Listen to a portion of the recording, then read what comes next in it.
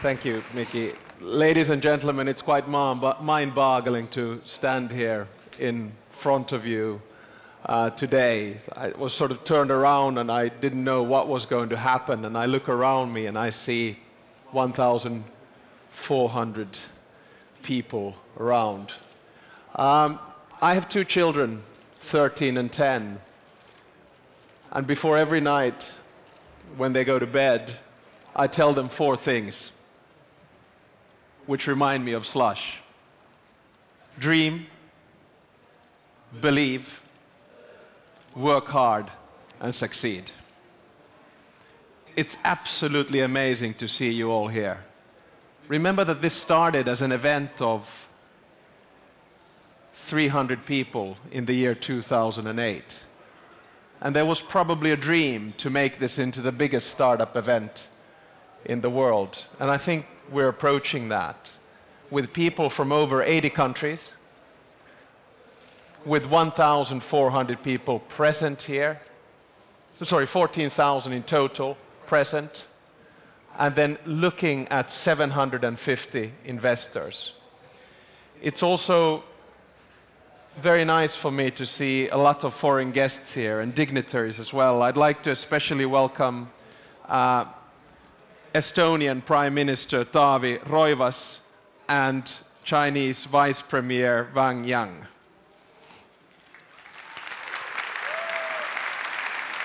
And of course, when Taavi and I stand next to the Vice Premier of China, we tap him on the shoulder and say, "Isn't it nice that together here we represent almost a quarter of the world's population?"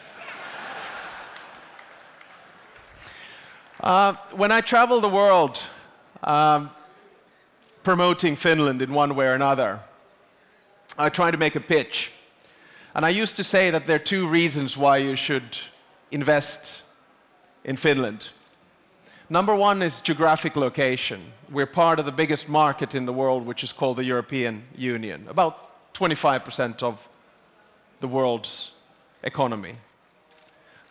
We are also right next to Russia, and we have the shortest flight path to Asia. So geographic location for Slush and for Finland is great. The second reason I've always said you should invest in Finland is that we have a very industrious and well-educated population. People work hard here. It's not easy in this type of a climate, but we work hard and we make things happen. And I also argue that in 30 years we emerged from a top 30 country in the world, education, competitiveness, GDP per capita, environment, least corrupt state, etc., to a top 3 country in the span of approximately 20 years. It was a bit of a miracle, and we did it quite well, because we have a well-educated labor force. And the third reason nowadays, I argue, why you should invest in Finland is Slush.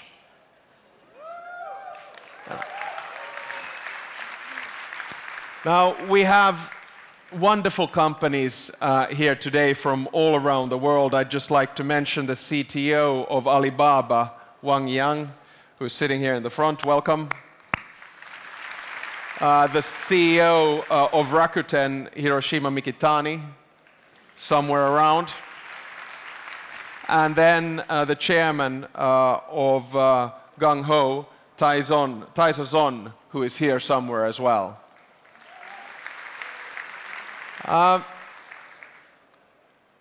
I believe in renewal, and I believe in progress. Companies come and go, and if you look at the list of Fortune 500, approximately 250 of those companies emerged in difficult economic times. And I think all of us are going through difficult economic times at the moment. Nokia was one of our biggest mobile phone companies.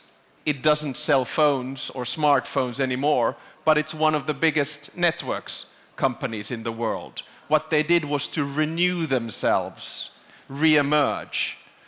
The IT scene in Finland, I think, is fabulous, and we've seen that in the past years. Few examples. Angry Birds, where are you guys? Rovio. Wave. We have companies such as Supercell, Clash of Clans. We have mobile phone companies such as Jolla. Linux is a Finnish company. And they've all emerged basically out of nowhere. So my message to all of you here today is to give you a warm welcome. We're really, really proud and happy to have you all here. I would like to especially thank the people of Slush for setting up this event. It's a great opportunity for all of you to get new ideas, new investments, and new business. Next, I would like to invite the Vice Premier of China, Wang, up on stage. But before I do that, I must tell you that he will speak to us in Chinese and through an interpreter.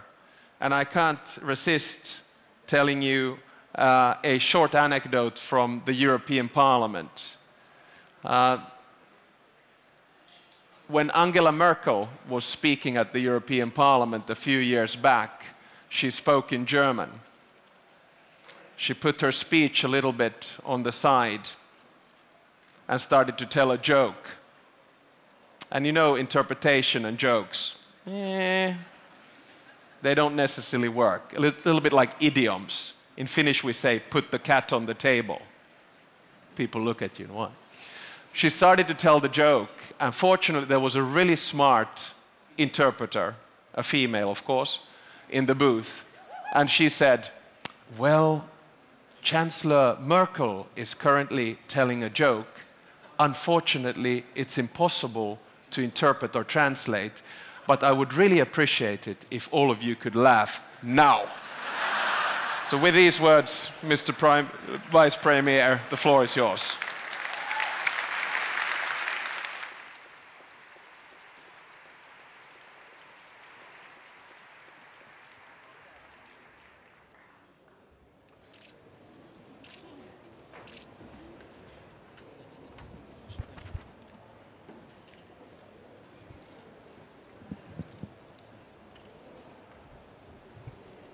尊敬的斯普图总理、女士们、先生们，大家上午好。Well, dear Prime Minister Stubb, ladies and gentlemen, good morning. 我今天站在这儿，我的装束和我讲话的方式都和斯普图总理有明显的不同。这充分地体现了东西方文化的差异，而有差异才有创新。Well, today I'm standing here dressed and will be speaking in ways slightly different from that of Prime Minister Stubbs. And I think this shows the difference between the Eastern and Western cultures. And with difference comes innovation. 斯普图总理展示的是工业化国家的潇洒，我展示的是文明古国的沉稳。Well, if Prime Minister Stubb has shown to us the elegance of a leader of an industrialized nation, what I try to bring here is sort of calmness of an old civilization. 我发现你们都没笑，我就像默克尔一样正在讲那个笑话，你们没听明白。Well, I don't see any of you laughing, so I'm sort of in the position of Chancellor Merkel, and I don't think you've got my point.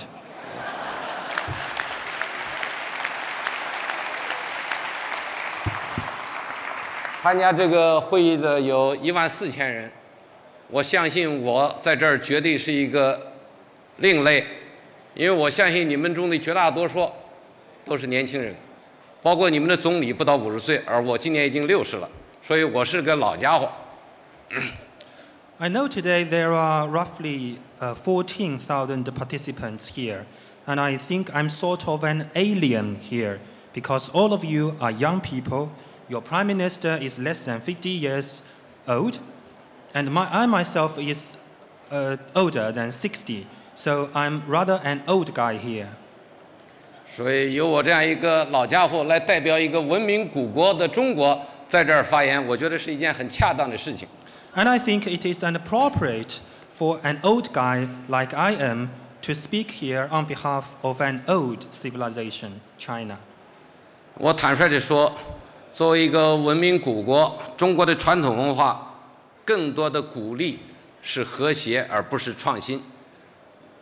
Well, to be very frank with you, the traditional culture of China as an ancient civilization encourages harmony instead of innovation. 中国的先贤孔夫子，他的思想体系主要是考虑如何构建人和社会的和谐关系。他主张修身、齐家、治国、平天下。The main philosophy of the Chinese philosopher of Confucius is on how to build harmony between man and society.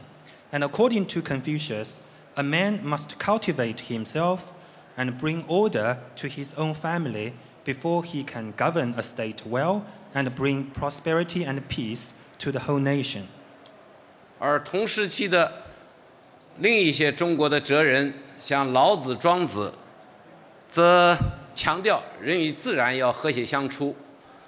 他们主张天人合一、清净无为。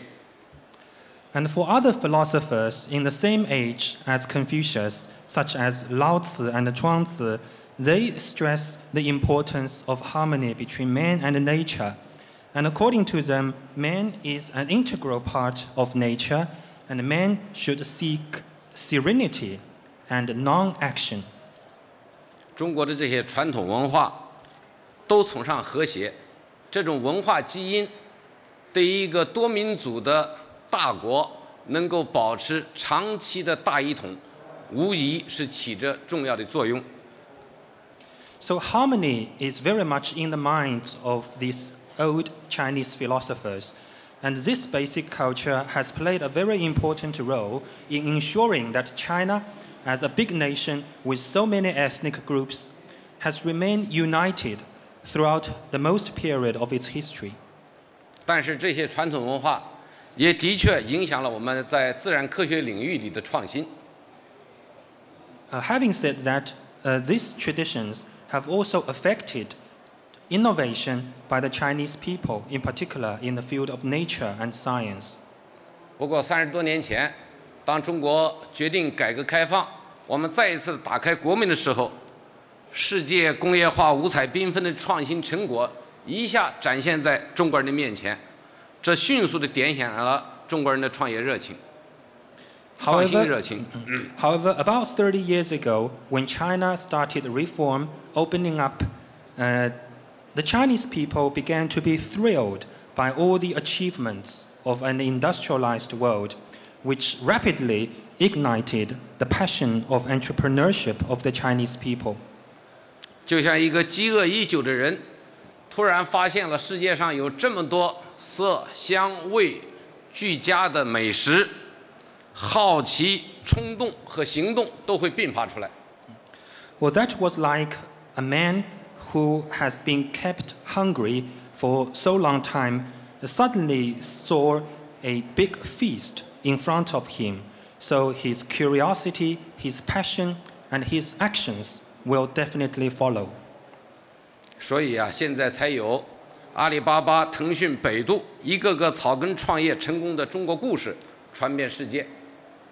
And that, I think, is part of the reason why we have seen so many Chinese stories of entrepreneurs at the grassroots level, including Alibaba, Tencent, and Baidu.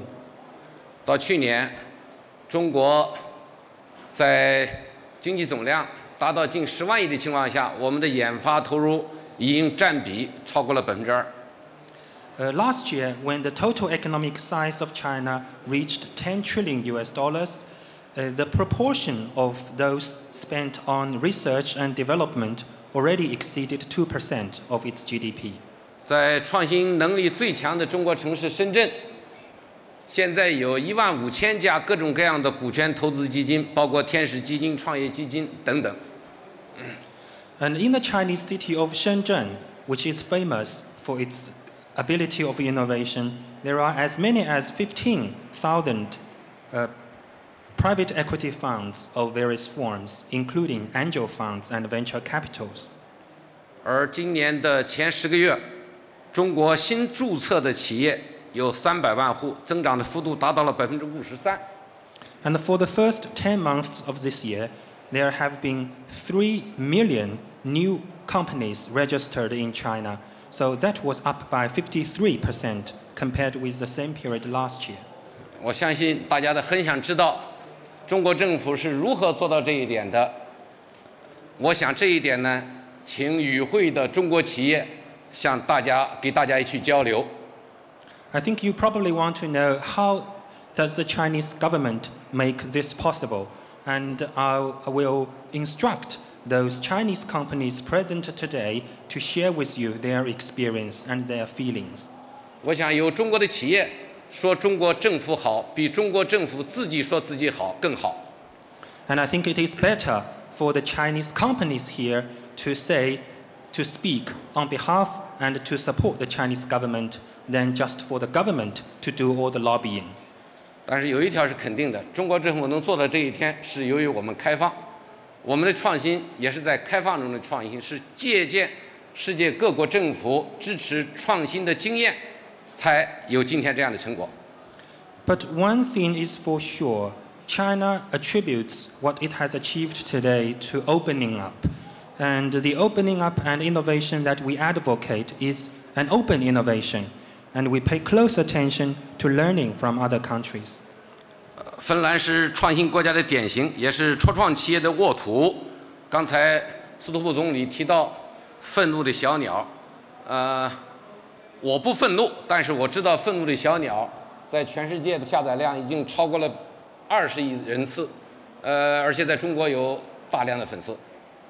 Well, Finland is a model for innovation, and it is also a very ideal place for those entrepreneurial companies. The Prime Minister has just now mentioned the company Rovio and the Angry Birds. I'm not angry, but I know that this game has been downloaded for 2 billion times in the world, and it also has large numbers of fans in China. 所以是愤怒的小鸟这样鲜活的例子引导我们到这儿来，而司徒部总理请我来会上去发表演讲。我之所以同意在这儿说几句，也是因为我们想用这种方式来表达我们愿意借鉴包括芬兰在内的世界各国政府支持企业创新的经验，从而把我们今后的工作做得更好。